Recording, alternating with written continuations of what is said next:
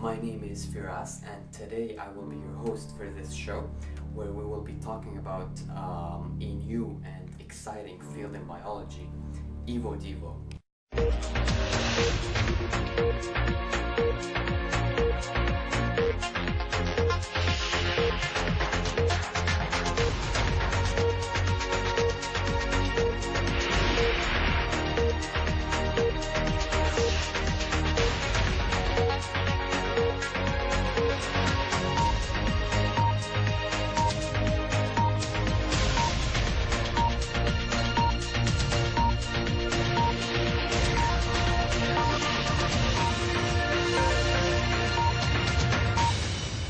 EVO-DEVO, short for Evolutionary Developmental Biology, is a field that combines evolutionary and developmental biology, thus giving rise to a whole new perspective of evolution.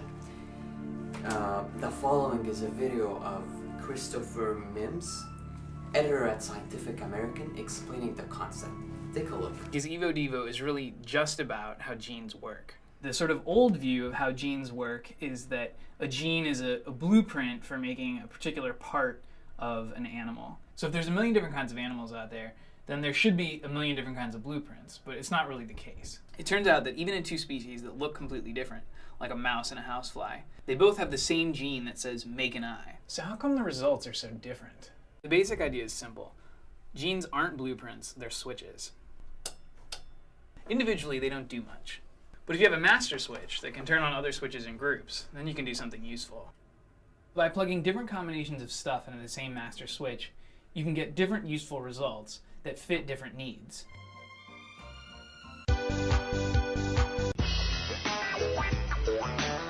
So that gene that says make an eye is just like this power strip. It switches other genes on in groups so that something useful can happen, like growing an eyeball. And depending on the combination of those other genes, the end result might look like this, or like this. But the master gene is always the same. And that's the connection between EVO and DEVO, which lets us understand both much better. Want to grow a body part, or develop? You hit the master switch. Want to change a body part to fit a different need, or evolve? Mix up the plugs. Indeed, gene regulation at the embryonic level, controlling how much each is expressed, seems to play a fundamental role in speciation. It causes cell differentiation, then tissues, and ultimately causes a great variety of phenotypes to emerge from a single gene. So what causes this expression? What controls this expression? What is this master gene? A recently discovered family of genes is the Hox gene, which has astonished many scientists. Our scientific analyst, Mathieu, will explain more. We'll be talking about the Hox family of genes, what and how they regulate other genes, their role in evolution, and look at the PAX6 gene. Hox genes are a family of genes that control the body plan of the embryo. These genes will be responsible for and determine the segmented structures along the anterior and posterior axis. They give the segments an identity, but will not form the actual segments. They code for transcription factors, which will attach to the enhancer regions of genes to activate them. An interesting feature of these genes is how they line up on a DNA strand. We find Hox genes lined up in the order in which they are expressed visually on an animal. On the left side of a gene coding for head development, the farther end on the right will be coding for the abdomen. It is of interest in the field of evolutionary development due to how highly conserved it is across different species. It has an incredible span across the phylogenetic tree.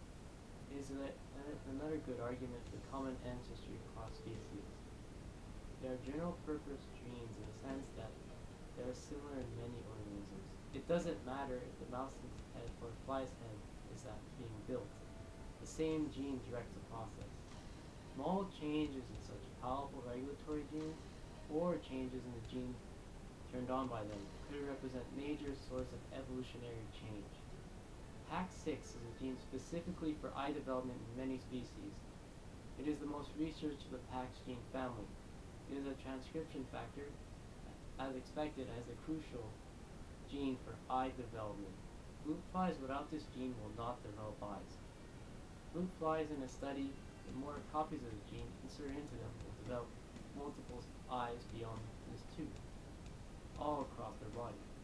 To push home the fact of how highly conserved these genes are, mouse PAX6 genes inserted into place of fruit fly's own PAX6 gene will develop a normal pair of fruit fly eyes.